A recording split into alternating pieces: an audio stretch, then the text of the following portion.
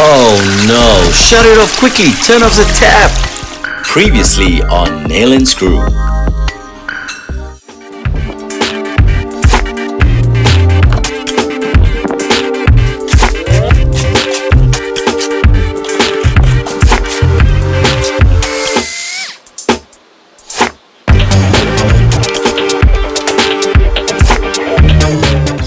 What is up guys, welcome back to the channel. This is part 5 of the 5-part series of our garden renovation, and we've got a small little problem. We discovered a water leak, but we'll take care of that before we get into the stepping stones, and I've got a bonus DIY coming up just for you. Stay tuned. Onto the water leak, and this is it at full pressure, which is an absolute disaster. Let me tell you what happened. I came in, switched on my irrigation one day, and I thought I'd get an even shower as normal, and lo and behold, nothing. So I thought the worst, that do I have a leak in the system? Is there a water pressure issue? And I said, let's take it step by step. So I popped off each of the sprinkler heads and I capped them off with those silver end caps that you see. And I figured I must see a pool of water or a gush somewhere. And that's exactly what happened here. So I realized this is my affected area and I've got to fix it. So I simply turned off the water and dug up the area and realized I need one of these straight connectors over here that will fix up the leak in no time. So you can see the area is quite moist, and this is when we were digging up this area to prepare it for one of the trees. So I'm going to use one of these straight connectors that we've used in the system before, and it's a simple plug and play. Now there's 2 nibs on the inside of this connector, which will be where the polyurethane pipe butts up against, and it's as simple as pie. All you do is cut off the affected area, pop in the polyurethane pipes, and hey presto, you're done. So we turned on the irrigation to full blast, and crisis averted. On to the next DIY. We finally move on to our patio pavers, which wraps up this 5-part series and finale quite beautifully. I've laid out the patio pavers in a design I quite like, which is a natural entryway into the garden area. Now these patio pavers, I've used different sizes, etc., and we've laid them out here so it also protects this area from all the tools and walking that'll happen here, so that the area doesn't become downtrodden and bare over time.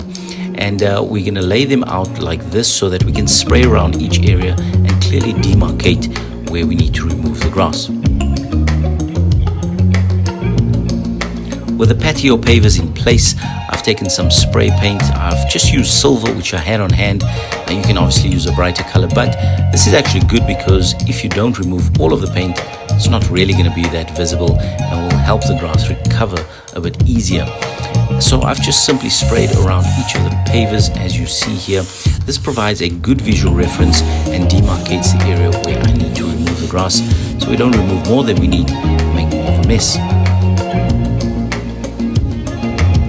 With the patio pavers to the side, you can clearly see each of the stepping stones and the areas underneath where the grass needs to be removed. So this provides a natural stepping way from here onto the grass and protects the surrounding areas. So we're going to lift up this grass and get onto preparation for laying our paver stones. And I've used different sizes, squares, rectangles, etc., just to give a natural look. So I've got one of the larger rectangular pavers here, and this is the earth that's been cut out below it. We've gone fairly deep, 3 to 5 centimeters below the earth's surface, just to ensure that the paver can be seated level with the ground. So I'll drop it down here, and you can see it is level and the grass can grow up to that height. Now in the back as well, we've left some space for some grass to grow in and also prevent any trip hazard.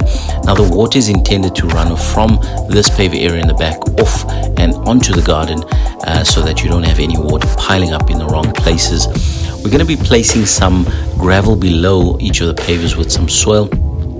And why we place the gravel below each of the pavers is firstly to stop any weeds from growing up and causing your pavers to become unlevel over time, but also to provide a solid footing as opposed to just the dirt or the earth underneath, which if there's heavy rains can become either clogged up or be displaced. Now we're leveling it out with our hands firstly, and then we'll use a small spirit level And this is not to ensure a perfectly level surface, but to give almost a gradient or slope away from the paving area behind onto the garden area. And then we'll top this up with a bit of soil over the top.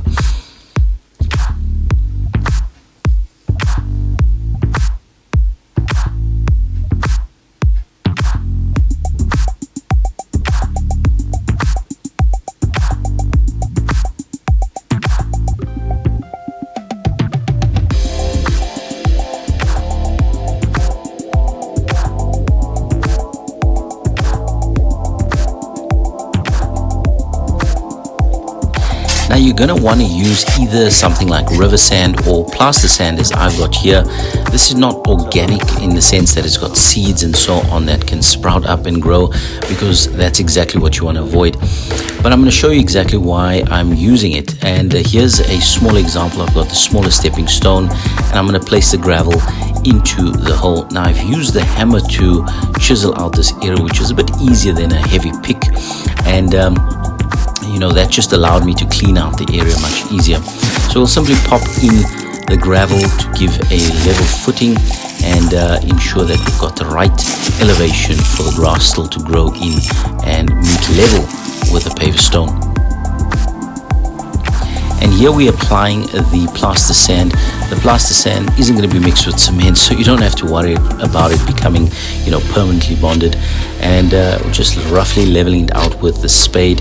And in the next step, you'll see we'll level it out more accurately with that spirit level, which will allow our paver to be seated level and at the right height for our grass.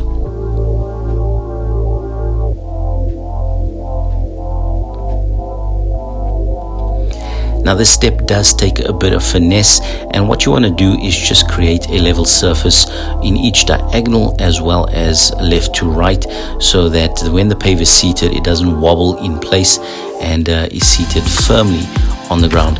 The soil is also good because it allows the paver, you know, which might not be level underneath, to be filled with any voids or whatever the case is, so that it is then level ultimately once it's placed on the sand. Now we wet the area just to solidify it to some extent, so that it doesn't get displaced when we're placing our paver in its final position. And then we can simply tamp it down with a hammer. A rubber mallet ensures that it doesn't get scuffed up, and of course you don't want to use a metal hammer, otherwise you'll crack your paving stone. We're just giving it a final skim and then popping it into place, giving it a few light taps, and easy does it. Then for the surrounding areas, you'll simply fill in with the native garden soil that you took out in the first place. Obviously remove any sticks and other debris that you don't want in there, and this will just ensure that the surrounding grass will recover quite quickly and look good as new. And now for a montage.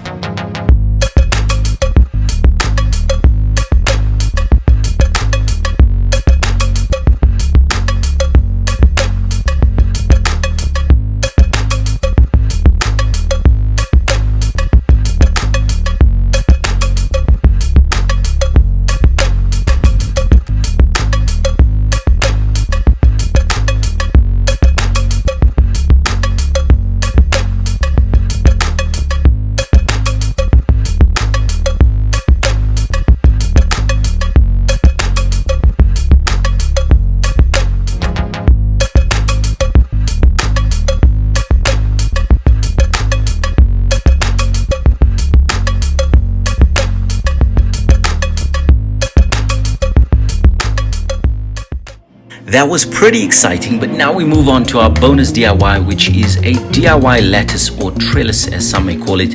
We took our lateral pieces or horizontal pieces and marked out at specific intervals. This measured up to 1800 millimeters wide or 1.8 meters in length, and then we transferred that onto each of the lateral pieces. We did the exact same thing on our vertical pieces that run from top to bottom, and this measured out to about 900 millimeters from top to bottom. we put them all together and again transferred each of those measurements to keep them consistent, where they'll meet up horizontal to lateral pieces, so it looks pretty good. You can choose any type of dimensions that you wish. Here we move on to assembly, and we've marked out and drilled pilot holes.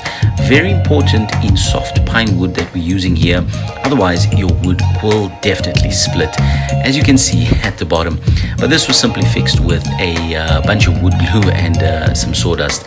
We laid it out on a table and then copied and pasted.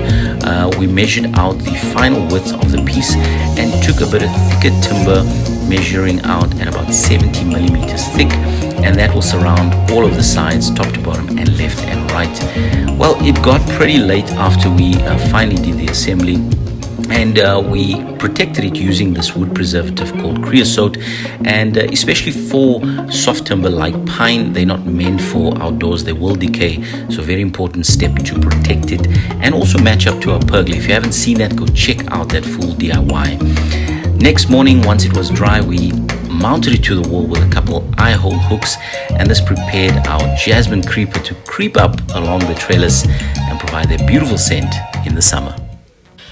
Well, that brings to a close this series on our garden renovation. I hope you thoroughly enjoyed it. If you missed out anything, please go ahead and follow each step-by-step video, which you can find in the comments below.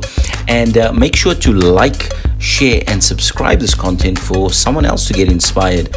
Also, I'd love for you to hit me up in the comments with a couple of inspirations that you found in your own garden and a few pictures or videos if you wish. Make sure to follow us on our YouTube page as well as social media, and stay tuned for more coming up on Nail and Screw.